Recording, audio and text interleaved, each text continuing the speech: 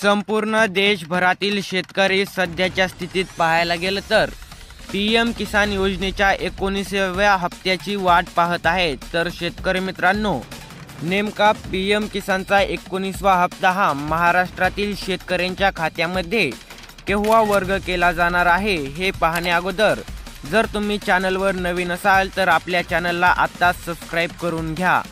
PM किसानचा 19वा हप्ता हा गरजू शेतकऱ्यांना शेतीच्या कामात मदत व्हावी यासाठी केंद्र सरकारकडून वर्षाला 6000 रुपये दिले जातात।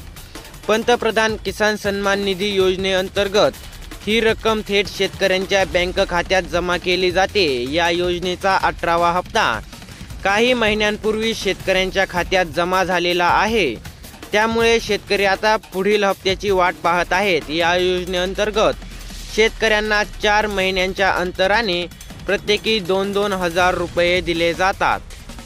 पंतप्रधान किसान सन्मान निधी योजनेचा 18वा हप्ता ऑक्टोबर महिन्यात जारी करण्यात आलेला होता, त्यामुळे 19वा हप्ता फेब्रुवारी महिन्यात बँक खात्यात जमा केला जाण्याची शक्यता आहे। गेल्या वर्षी 28 फेब्रुवारीला योजनेचा 16वा हप्ता शेतकऱ्यांच्या खात्यामध्ये जमा करण्यात आलेला होता, त्यामुळे पुढील हप्ता देखील याच तारखेला शेतकऱ्यांच्या बँक खात्यात जमा केला जाऊ शकतो।